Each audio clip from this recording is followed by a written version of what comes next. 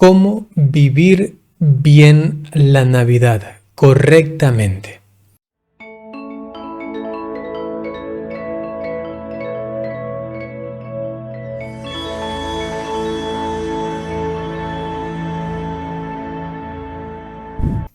Seguramente se han escuchado ya algunas charlas al respecto de esto en años anteriores. Sin embargo, el día de hoy quiero brindarles algunos puntos específicos con los que quizá recordamos aquello que hemos escuchado de noble, bueno, bello, que nos invita a vivir bien el tiempo de Navidad, pero también quizá aprender o reaprender ciertas cosas que el Señor nos pone siempre en el camino para edificar y reforzar nuestra fe.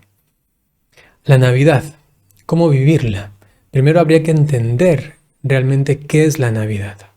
Y la Navidad es la celebración de un acontecimiento, el acontecimiento histórico. Recordémonos esto claramente, histórico. Cuando hablamos de algo histórico, entonces nos remontamos a una realidad concreta que se ha dado en un espacio y en un tiempo. Y cuando nos adentramos en este hecho histórico, las cosas se vuelven más cercanas. No es lo mismo contar una historieta, contar una fábula, contar sencillamente algo de ciencia ficción, a contar en cambio algo que realmente sucedió. Por ejemplo, si yo te digo, voy a contar la historia de tu familia, voy a contar la historia de tu tatarabuelo. Y aconteció que en tal año, en tal situación, tu abuelo esto y esto y esto, y te sientes identificado y sientes casi como que estás conectado con eso. Alguien que llevaba mi apellido hizo esto y esto otro. Alguien que de alguna manera me ha comunicado también, digamos así, los genes, su sangre, está conectado conmigo. Aun cuando está entroncado en un punto específico del pasado, ahora lo encuentro cuando lo recuerdo, con la memoria. Ahora, la Navidad va más allá. Es un acontecimiento específico, histórico, pero que va más allá de la historia, en tanto y en cuanto nos vincula actualmente, en el presente. Es decir, que celebrar Navidad es que un acontecimiento histórico, algo del pasado, se haga presente hoy. Y cuando digo presente, no es solamente con el recuerdo, no es solamente con el pensamiento. Recordemos que Dios es eterno y en su eternidad Él puede, en el momento específico de la historia, en este año específico, hacer presente una realidad anterior. Con lo cual, cuando celebramos Navidad, estamos viviendo el nacimiento de Jesús. Estamos viviendo el nacimiento del Verbo de Dios, verdaderamente Dios, que ha tomado la carne humana en el vientre virginal de María y ha sido dado a luz. Cuando reconocemos esto, entonces también la historia nos habla y el acontecimiento histórico nos hace entender con comparaciones, con analogías, por ejemplo, el nacimiento de un bebé. Si ya eres madre, el nacimiento de tu hijo. Si eres hermano, el nacimiento de tu hermano. ¿Entiendes? Al mirar este hecho tan cercano por el cual tú ya has pasado y recordar y luego actualizar eso, me refiero a la Navidad, se hace todavía más vivo. Jesús nacido, Jesús bebé, Jesús frágil, tierno, cercano, llorando, pidiendo el calor de su madre. ¿Se entiende esto? Entonces, en esta perspectiva, poder celebrar la Navidad es realmente algo novedoso cada año. Acontecimiento histórico que se hace presente prácticamente de una forma, digamos así, sobrenatural, porque Dios mismo se hace presente, porque alguno podría decir, pero no es que Jesús ya nació, ya fue adulto, ya murió y ahorita debe ser un adulto, no un niño, ¿no? Sin embargo, en esta atemporalidad de Dios, en este siempre presente, en la eternidad de Dios, ocurren cosas como estas. Por ejemplo, a Santa Teresa de Ávila se le apareció Jesús, niño. ¿Cómo ocurrió esto? Y cómo se da en el corazón de Teresa de una forma tan cercana, ¿no? De la siguiente manera.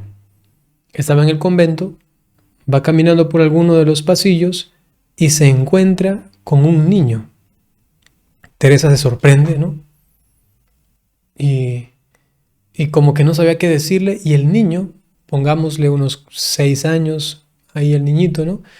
Le dice a Teresa, ¿quién eres? ¿No?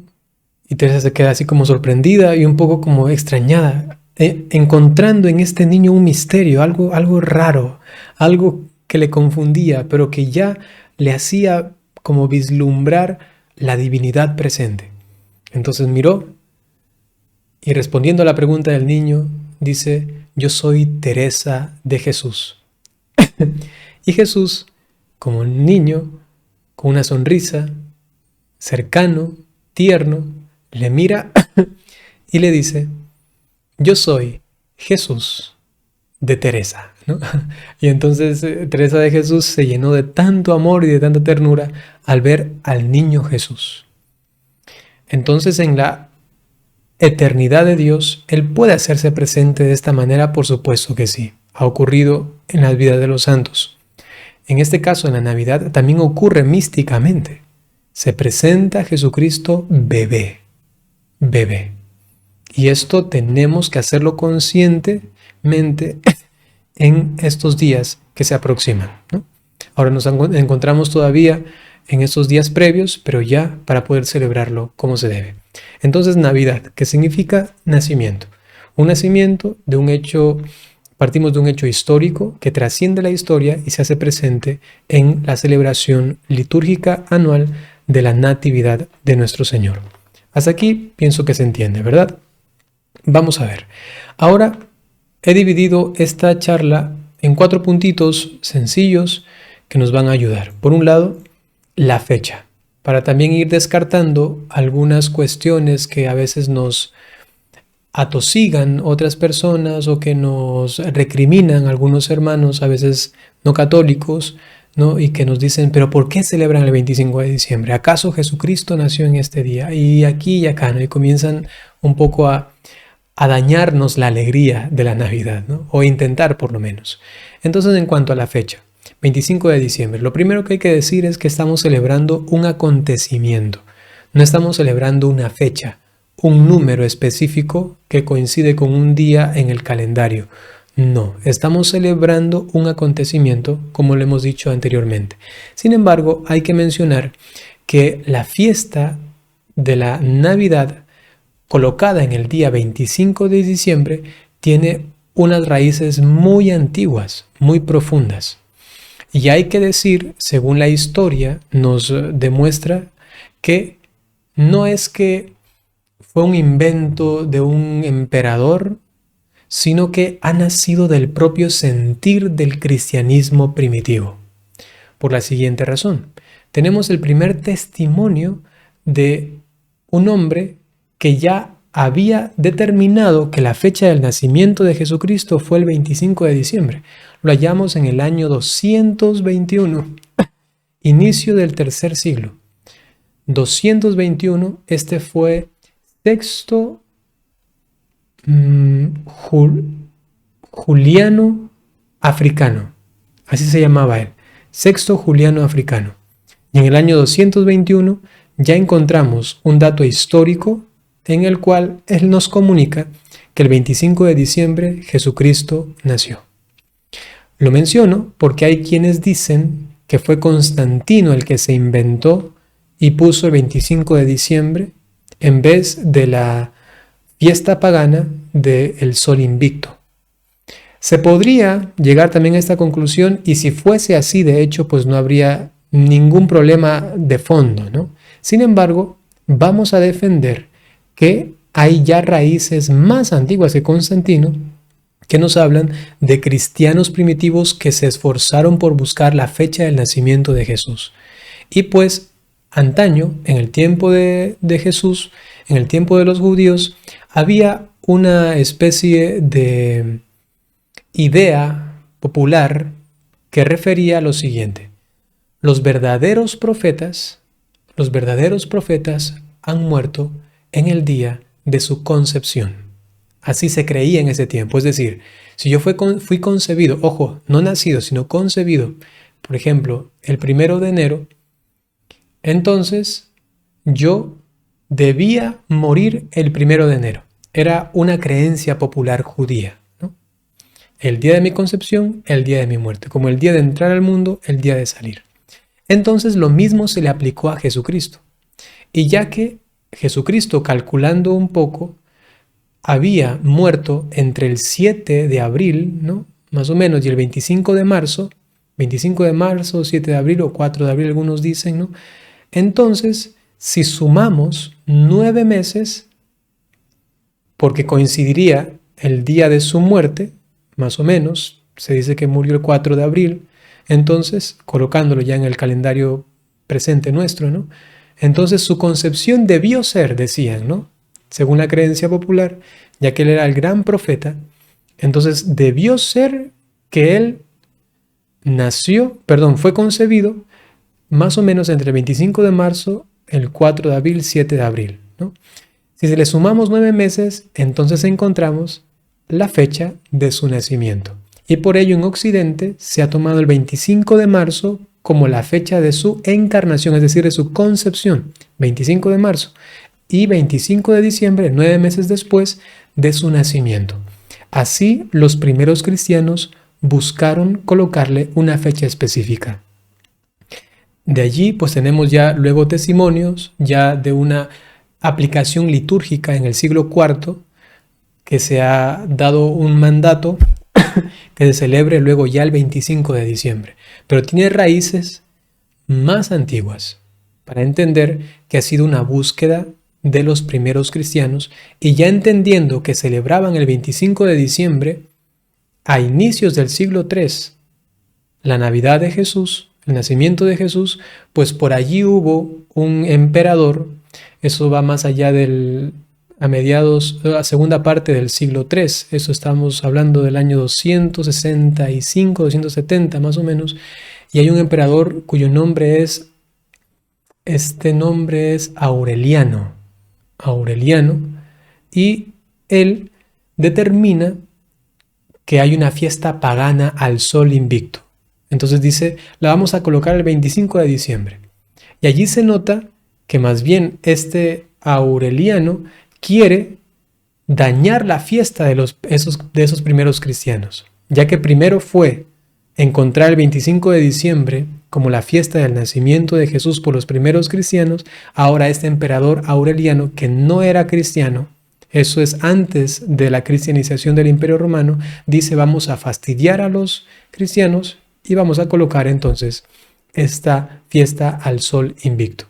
Pero luego, ya con la evangelización del Imperio Romano, se suplanta este intento de querer dañar la fiesta del 25 de diciembre como el nacimiento de Jesús, y se dice esto del sol invicto ya no.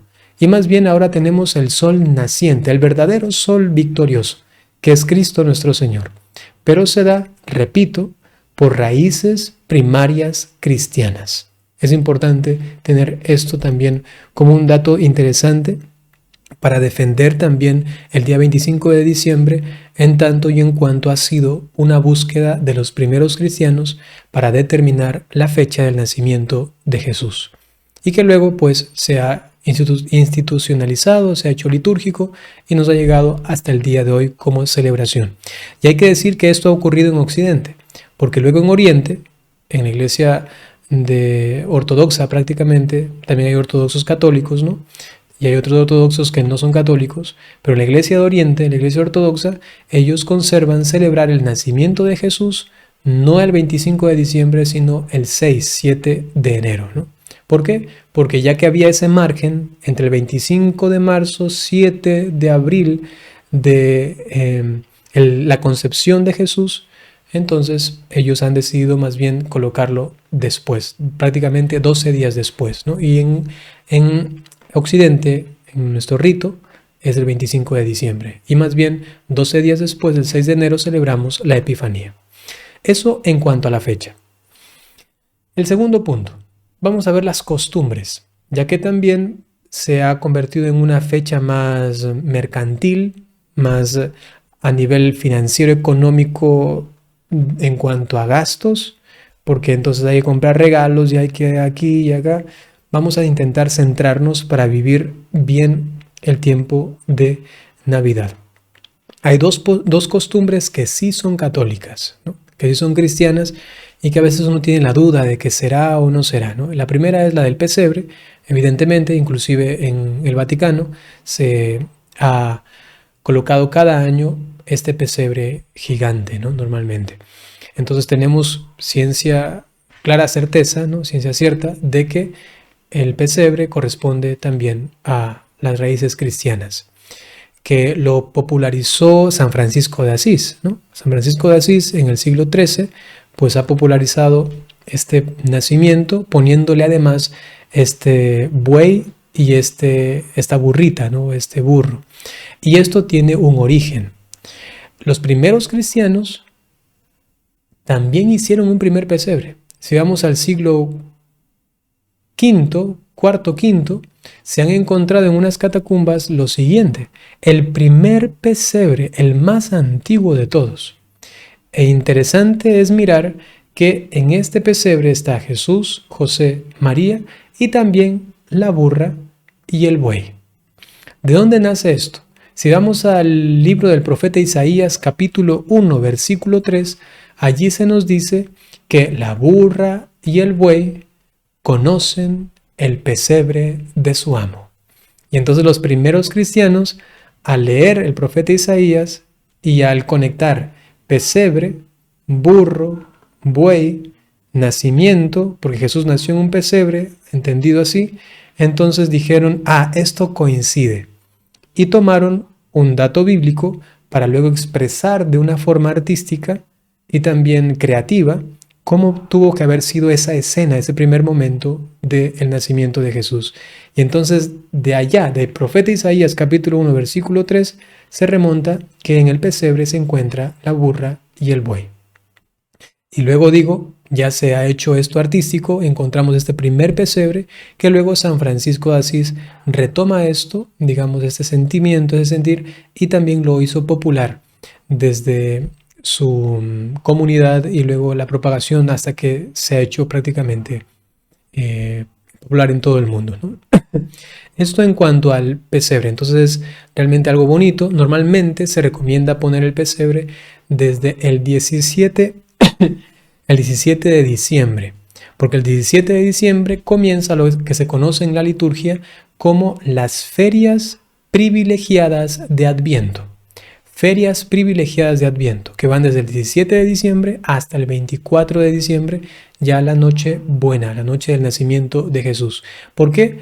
Porque antes, desde el primer domingo de Adviento hasta el 16 de diciembre, no se ha hecho alusión directa al nacimiento de Jesús, sino más bien se ha reflexionado sobre la segunda venida de Jesús, sobre la parusía, para que en esta segunda etapa del tiempo de Adviento, desde el 17 de diciembre hasta el 24 de diciembre, ya venga justamente los textos litúrgicos que nos van a recordar y actualizar, a hacer presente el acontecimiento de la primera venida de nuestro Señor Jesucristo en carne mortal. ¿Se entiende? Entonces, desde el 17 de diciembre se recomienda normalmente ya en las casas tener el pesebre y comenzar también la novena. Comenzar la novena, ¿no? ¿Por qué? Porque si contamos 17, 18, 19, 20, 21, 22, 23, 24, 25, desde el 17 hasta el 25 son 9 días. Ahí se cumple entonces la novena, 9 días que terminan con el nacimiento de Jesús. Resulta un poco ilógico pero a veces así se lo hace por pastoral, que en nuestras parroquias, en nuestras comunidades, se comienza, yo qué sé, el 15 o se comienza el 16 de diciembre la novena, pero si ustedes cuentan no cuadra. Terminan ya celebrando el nacimiento el 23 de diciembre y todavía no es el nacimiento. O terminan celebrando el 24 de diciembre y todavía no es. A menos que lo celebren el 24 en la noche, ¿no? Que ya sería 25, litúrgicamente hablando, ¿no? ¿Se entiende? Entonces, por eso es importante que en la celebración de la novena se intente pues acomodar para que termine también el 25 de diciembre y sintamos, es importante, sintamos con la iglesia. Repito, a veces no hay cómo por algunas cuestiones pastorales o del tiempo y a veces lo adelantan, pero no sería bueno que ya adelanten el nacimiento, la celebración, sino que con toda la iglesia se celebre el día 24 en la noche o 25, ¿no? Que ya es el día de Navidad. Esto en cuanto al pesebre. Evidentemente, no hay que poner la figurita de Jesús todavía, sino hasta el día en que haya nacido. ¿Hasta cuándo se tiene el pesebre? Y eso también aplíquese al árbol de Navidad que ya vamos a tocar. Se puede mantener el pesebre hasta el día del bautismo de Jesús. El bautismo de Jesús, que siempre, dependiendo de las fechas, cada año va variando. Pero hasta ese día se podría mantener. Y hasta algunos que son un poco más osados y continúan con el espíritu navideño, también es permitido, dependiendo de la tradición de cada pueblo, de cada parroquia, se puede permitir hasta el 2 de febrero, que también es una fecha navideña. Aun cuando ya no estamos en tiempo de Navidad, ya estamos en el tiempo ordinario y ahí se da la fiesta de la Candelaria o de la presentación de Jesús el 2 de febrero. Sin embargo, se podría mantener el pesebre y también el árbol de Navidad hasta el 2 de febrero, ¿no? Pero el centro tendría que ser que todo apunte hasta que el 25 de diciembre sea la celebración comunitaria del nacimiento de Jesús, ¿no? Eso por un lado, ¿no? Ahora en cuanto al árbol de Navidad, también tiene un origen muy bonito en la evangelización de Alemania. Sucede que en Alemania se adoraba al dios Odín, padre de Thor, ¿no? El dios Odín, el dios del trueno. Y en este tiempo, la figura de la adoración a este dios Odín era a través de un árbol, ¿no?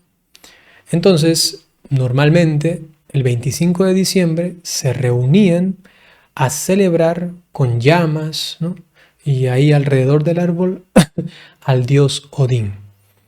Entonces San Bonifacio, evangelizador de Alemania, al llegar y mirar esto, dijo: esto no puede continuar así.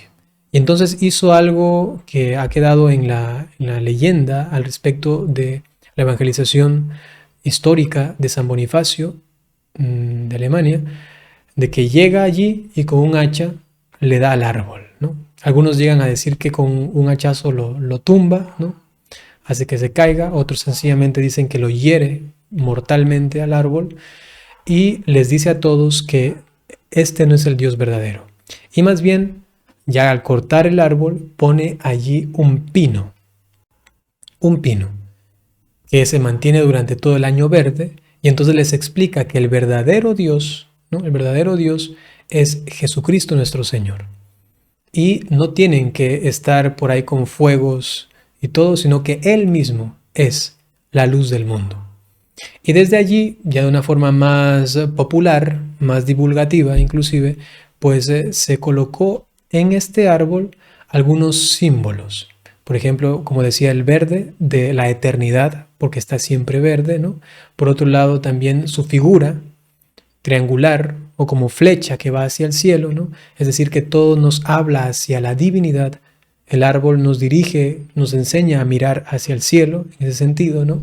También luego se le colocó unas manzanas, como unas esferas, digamos así actualmente, se lo hace así, y también unas luces. ¿Para qué? Las manzanas, simbolizando el pecado del hombre, ¿no?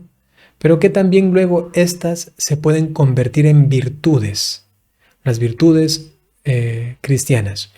Y por otro lado, las luces, que también nos hacía recordar a la luz del mundo. Jesucristo, luz del mundo, que actualmente más bien les ponen esos foquitos, ¿no? Pero entendamos la tradición hace muchos años, ¿no? Siglos, evangelización de Alemania, y allí un árbol, un pino, con fuego, con velas, ¿no? Y también luego con estos adornos, manzanas, que hacían alusión al pecado, pero que luego, a través de la muerte de nuestro Señor Jesucristo, a través de la encarnación, ha hecho posible que lo que fue el pecado se convierta ahora en virtud en el cristiano, ¿no? Entonces tenemos aquí la explicación luego del árbol de Navidad, y aplíquese también el ponerlo en las casas, en los hogares, según el tiempo que explicaba del pesebre, ¿no? Y tenemos una última costumbre que a veces no se le entiende bien, y es también de San Nicolás, ¿no? A veces le dice Santa Claus, Santa Claus. Bueno, Santa Claus es lo que a veces también le dicen Papá Noel, ¿no?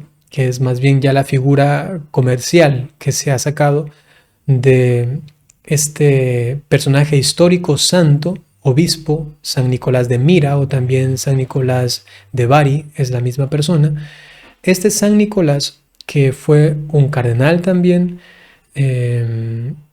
por lo menos así nos cuenta una leyenda al respecto de él, que nos dice lo siguiente, ¿no? Había un personaje que quería mantener esclava a una chica para que se case con él, y entonces San Nicolás la salvó por medio de una suma grande de dinero, ¿no? ¿Y cómo lo hizo? Pues este hombre, para dejar libre a esta mujer, pedía dinero, o si no la iba a hacer casarse con él a la fuerza. Entonces San Nicolás, obispo, ¿no?, se subió a la casa de este hombre y por la chimenea lanzó 2 sacos llenos de dinero, de plata, ¿no?, de oro prácticamente, ¿no? Según dice la leyenda, eran de oro, y los mandó por la chimenea. Al caer allí, pues la liberan a esta mujer. Pero también luego fue acusado él de ser un cristiano que rebelde y todo esto, y entonces lo metieron en un calabozo. Y después de la cristianización del Imperio Romano, con Constantino, si mal no recuerdo, sí, Constantino, liberan a San Nicolás, y él sale de la prisión sucio y conservaba su vestidura roja, ¿no?, como cardenal, obispo, ¿no?, cardenal específicamente. Entonces conservaba su vestidura o su ropa, y entonces sale todo así barbudo, digamos así, ¿no?, sucio y todo, de la cárcel. Y en Alemania, entonces, miren que eso viene de allí, de Alemania se conservó estas leyendas, y luego se fue haciendo popular el sentido de San Nicolás con barba larga, San Nicolás de rojo, San Nicolás que entra por la chimenea, ¿no?, o que da regalos, el regalo para rescatar a esta chica, ¿no?, por la chimenea. Entonces ahí se va creando toda esta figura luego más comercial de San Nicolás, el Papá Noel, ¿no? Pero entonces tenemos que defender más bien el personaje histórico, San Nicolás de Bari o de Mira, que es un santo de la Iglesia Católica, ¿no? Tenemos un tercer punto. Vamos a ver, para vivir bien la Navidad con sentido, entendiendo los elementos que nos rodean y que la Iglesia nos propone. A mí siempre me ha cuestionado que muchas veces se deja de sentir con la Iglesia cuando se celebran algunas fiestas que se han hecho populares.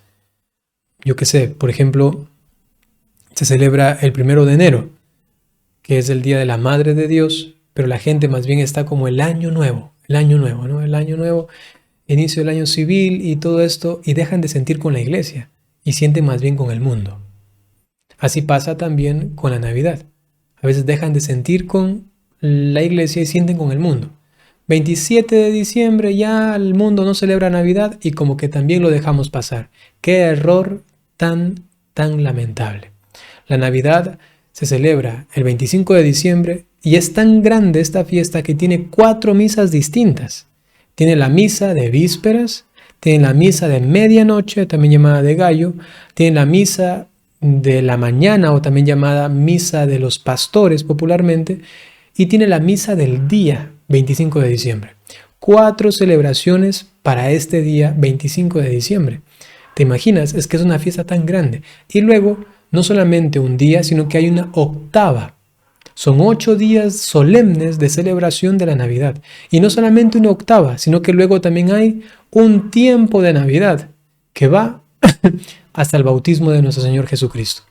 O sea, vivir todo eso, cada día estamos en el tiempo de Navidad, cuando ha comenzado ya el 25 de diciembre hasta el bautismo del Señor.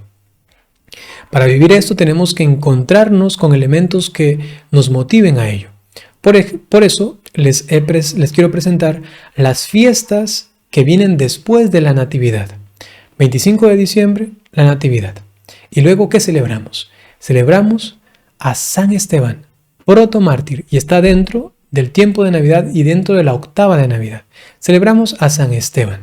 San Esteban, protomártir, primer mártir cristiano, en el sentido de que es el primero que da la vida por nuestro Señor Jesucristo después de su muerte, ¿no?, en la cruz. San Esteban. Primer mensaje ya al siguiente día, después de la natividad de nuestro Señor Jesucristo, es que el nacimiento de Jesús es tan importante que vale nuestra sangre y nuestra vida. Vale el martirio. Es decir, que quien ha nacido allí no es cualquiera, es alguien que merece mi vida, porque es hombre y también es Dios. Es mi Dios, es nuestro Dios, nuestro Señor. 26 de diciembre entonces ya nos está hablando del compromiso cristiano delante de este niño nacido. ¿Qué continúa después? La fiesta de San Juan Evangelista. San Juan Evangelista, gran teólogo, gran amante de nuestro Señor Jesucristo, que nos ayuda a distinción de los evangelios sinópticos de Mateo, Marcos y Lucas, que ellos solamente se remontan al nacimiento de nuestro Señor Jesucristo aquí en la tierra, ¿no? Pero que Juan, en cambio, nos habla de un origen anterior. Si Mateo específicamente y Lucas nos cuentan del nacimiento de Jesús, de su inicio terrenal, digamos así, Juan, en cambio, va a un origen mucho más anterior. Si bien nos han hablado del origen humano de Jesucristo, inclusive hay genealogías, la de Lucas y la de Mateo, ¿no?, que nos remontan hasta Abraham, que nos remontan hasta Adán. En cambio, Juan va más atrás y dice, ya que nos han presentado a Jesucristo en cuanto hombre, verdaderamente hombre, que tiene raíces, que tiene ascendencia, entonces ahora yo voy a hablarles del origen en cuanto externo y anterior. Y nos va a hablar de Jesucristo en cuanto que procede del Padre, en cuanto Jesucristo verdaderamente Dios, que no ha tenido ni principio ni fin, porque siempre ha existido, porque es Dios. ¿Se entiende? Juan entonces nos abre esta concepción real, sublime, total inclusive, abarcante, de nuestro Señor Jesucristo. Él es verdaderamente Dios. Nos está diciendo que este niño que ha nacido, pues, tiene un origen divino. Por eso celebramos el evangelista San Juan, por toda la teología tan alta, sublime, tan elevada que nos presenta. Y esto lo encontramos en el prólogo. En el principio existía la palabra. Y unos versículos más adelante, y esta palabra puso su morada entre nosotros, puso su carpa, su tienda entre nosotros, y se hizo carne. Por eso, 25 y 2 días después, San Juan Evangelista. Luego, ¿qué tenemos? La fiesta de los santos inocentes. ¿Por qué? Porque nos va a recordar que este acontecimiento es realmente histórico y que desde el principio ha habido una oposición delante de Jesús, ¿no?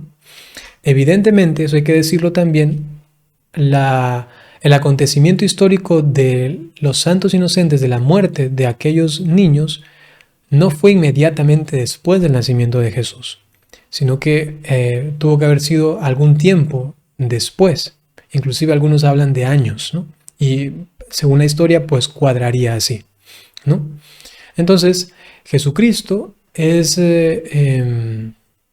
también preservado de ser muerto a través de el sacrificio de unos pequeños inocentes, y que se ha tomado así según la tradición que ellos gozan también pues del reino de Dios por su martirio, ya que es un bautismo de sangre. Al morir, aun cuando no conscientemente, pero sí por Jesucristo, por el propósito de la supervivencia de Jesús, pues han dado su vida sin tener conciencia. Sin embargo, ha estado dentro de la providencia de Dios. A pesar de que el malo quiera dañar todo, pues Dios les ha dado una corona a estos niños inocentes, ¿no? Esa es la providencia de Dios. No que haya querido que mueran, evidentemente eso no, sino más bien de sacar algo todavía tan grande para ellos, que inclusive se los celebre cada año y toda la iglesia los recuerde. Y oremos también pues por todos aquellos que han muerto por el Señor, ¿no? Estoy pensando ahora también en ese sentido, inclusive en los niños no nacidos, ¿no? Oremos por esos niños no nacidos para que, ya que ellos han muerto por la vida, ¿no?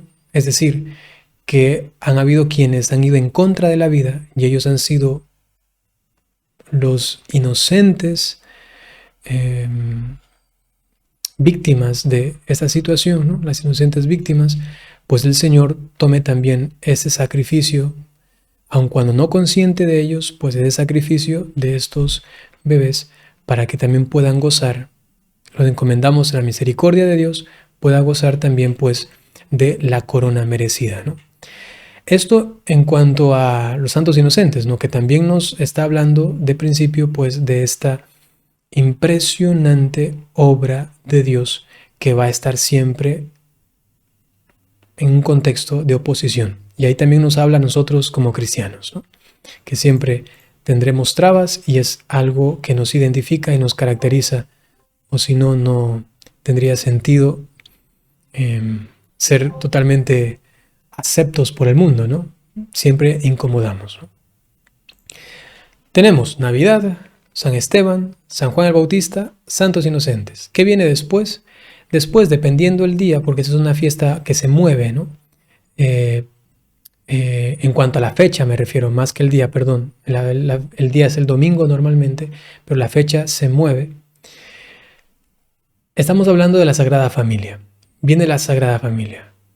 Y recordamos entonces que Jesucristo tiene padres. Tiene un papá y tiene una mamá. José y María. Y allí pues se habla justamente de este ejemplo para todas las familias cristianas.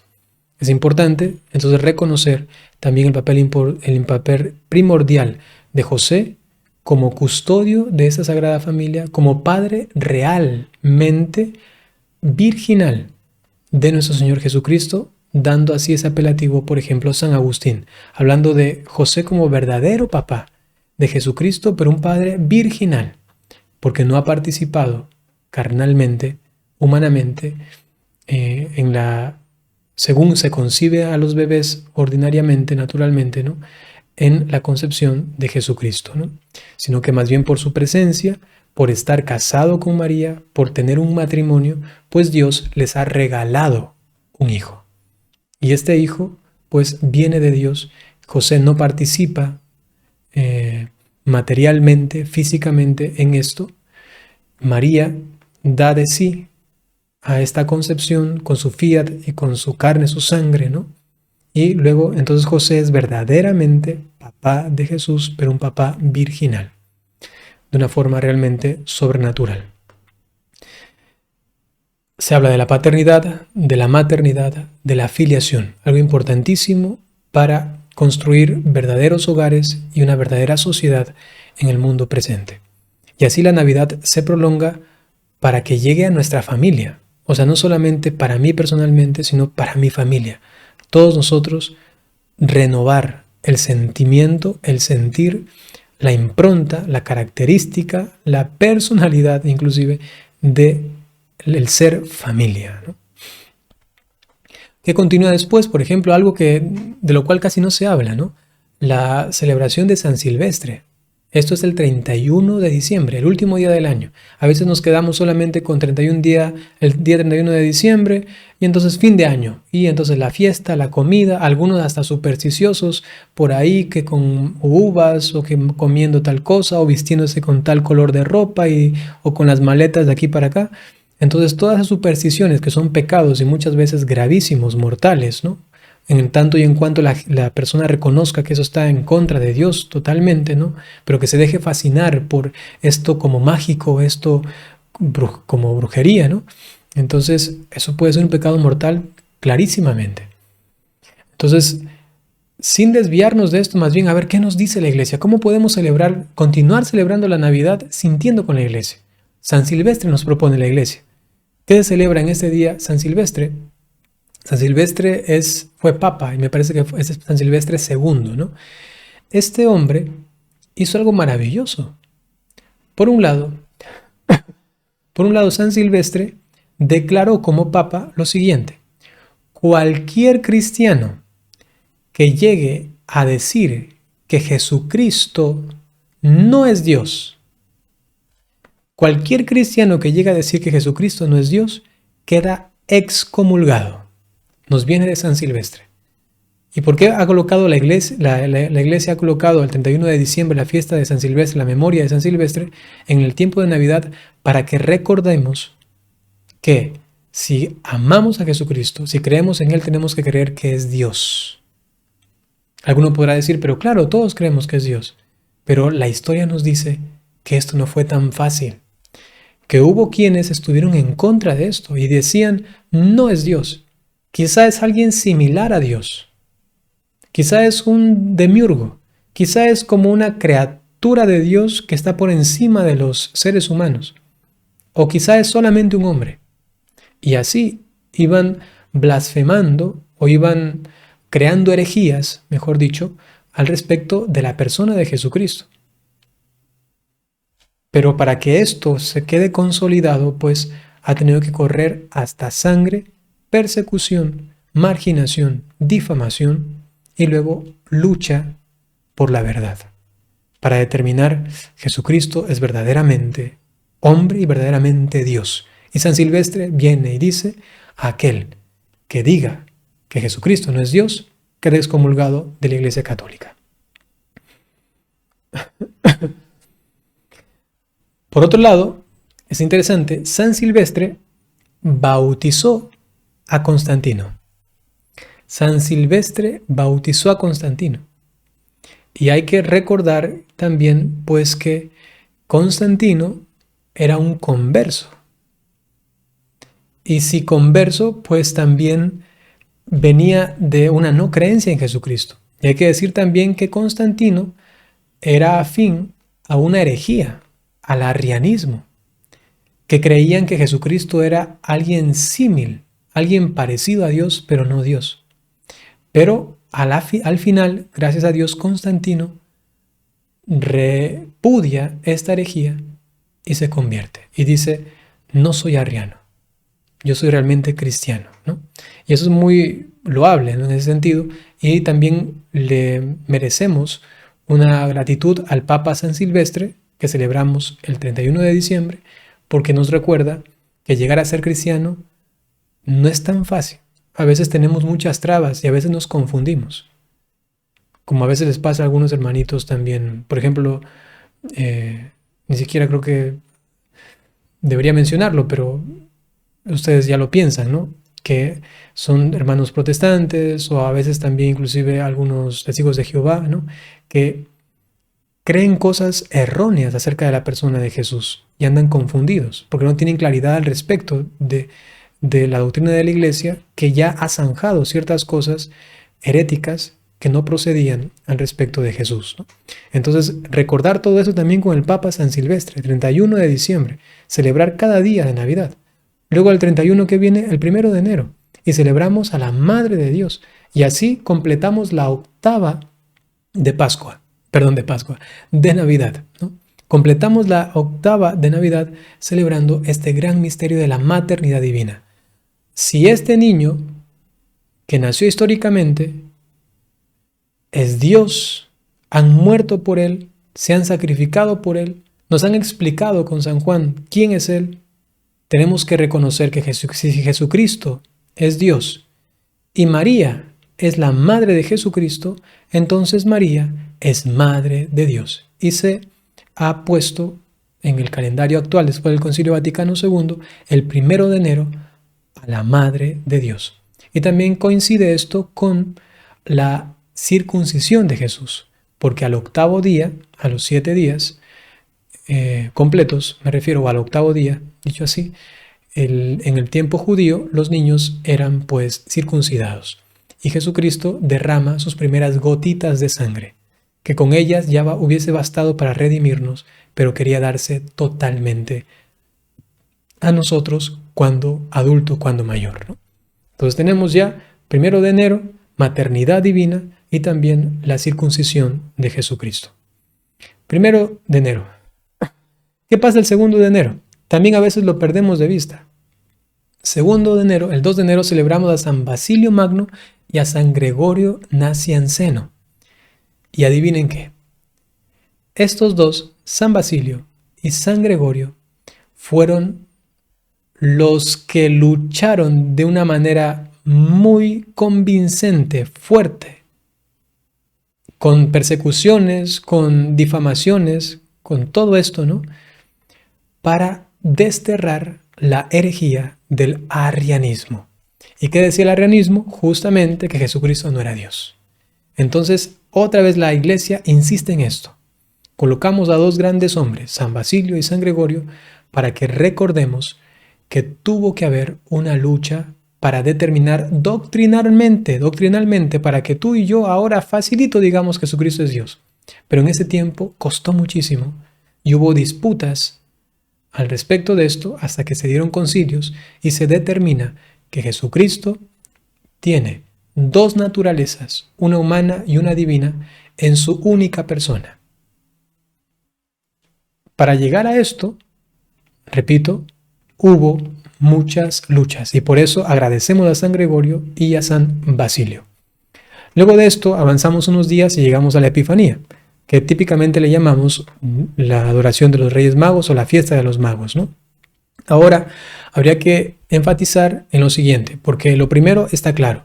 Una epifanía es la adoración de los magos a Jesús, que se dio también no después de su nacimiento, ¿no? Si uno lee el texto bíblico más detenidamente, nos va a decir que ya estaban en la casa, ya no en el portal de Belén, sino ya en la casa de José y de María.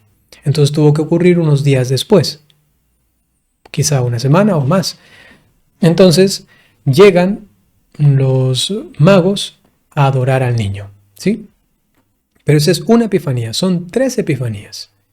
La segunda epifanía, que reconoce tradicionalmente la Iglesia, es el bautismo de Jesús, que celebraremos al final de la Navidad, y unos días antes, dentro de los días feriales de Navidad, celebraremos no como fiesta, sino solamente como lecturas de la misa de la feria de Navidad. Tendremos en la liturgia entonces los textos de Jesucristo convirtiendo el agua en vino, ¿sí? Esas constituyen las 3 epifanías tradicionalmente, ¿cómo diría? Tradicionalmente específicas, ¿no?, de el Señor. Primero, adoración de los magos. Segundo, convertir el agua en vino. Y tercero, el bautismo del Señor. ¿Por qué se llaman epifanías? Porque se distinguen sutilmente de las teofanías. Entonces, más bien, retomando esto, ¿no?, tenemos las 3 epifanías que constituyen esta manifestación del Señor que siempre requiere el acto de fe. Y esto en la Navidad es importante porque para reconocer a Jesucristo necesitamos fe. Podríamos llegar a una aceptación histórica solamente de Jesús, de su nacimiento y de que murió, pero puramente racional. Pero para que venga a nosotros el acto de fe y que sea esto realmente sobrenatural, pues necesitamos este don de Dios, ¿no? Señor, quiero creer que Jesucristo realmente es Dios. Y esto es un regalo divino, ¿no? Porque no es fácil llegar a decir, creo que Jesucristo es Dios, si no se ha tenido este don del cielo, ¿no? Es muy complicado, ¿no? Y luego pues tenemos el bautismo de Jesús, como una también de estas epifanías, y por último, haciendo un brinco del tiempo de Navidad, porque luego viene un tiempo pequeño del tiempo ordinario, hacemos un brinco y vamos hasta el 2 de febrero que celebramos la Candelaria o la presentación de Jesús al templo, que son 40 días justamente después de la Navidad, ¿no? Entonces así podemos ver más ampliamente y en su generalidad pues todas estas fiestas de Navidad que también deben ser vividas por nosotros de la manera más conveniente, ¿no? Y por último, como cuarto punto que les decía, algo muy pequeño, es que básicamente el tiempo de Navidad nos invita a reflexionar, a interiorizar en la teología de la encarnación, lo que significa la teología de la encarnación. Esta forma de hablar de Dios a través luego de alguien como nosotros. Se ha hecho carne por nosotros, ha nacido por nosotros. Y este constituye el primer sostén o la primera columna, fundamento, de los dos grandes ejes de toda la teología católica, de toda la teología cristiana. Por un lado la encarnación y por otro lado, luego veremos, la Pascua, es decir, la pasión, muerte y resurrección del Señor. Estas dos, además, son de las tres, las dos más grandes solemnidades de toda nuestra Iglesia Católica. La tercera es la venida del Espíritu Santo en Pentecostés. Pero estos dos puntos teológicos dan a entender luego el sentido también de Pentecostés, ¿no? Esto es importante. Esto en cuanto a la teología, que ustedes pueden luego profundizarlo, luego cuando vayan a misa, escuchen las predicaciones y todo esto, pues les ayudará a entender todo este sentido de la encarnación que ha sido enviado el Señor a nosotros porque Dios nos ha amado tanto, nuestro Padre, ¿no? Básicamente eso, queridos hermanos, quería compartir con ustedes de una manera muy así cercana, muy, como diría, espontánea también al respecto de la Navidad. Espero que esto les ayude, esto les motive a vivir más intensamente esos tiempos de Navidad que ya se avecinan. Ahora permítanme darles la bendición y terminamos con este sentimiento de esforzarnos por vivir cada vez más y mejor esos tiempos navideños. El Señor esté con ustedes. La bendición de Dios Todopoderoso, por intercesión de la Santísima Virgen María, San José y todos los ángeles y santos. En el nombre del Padre, y del Hijo, y del Espíritu Santo. Hasta pronto.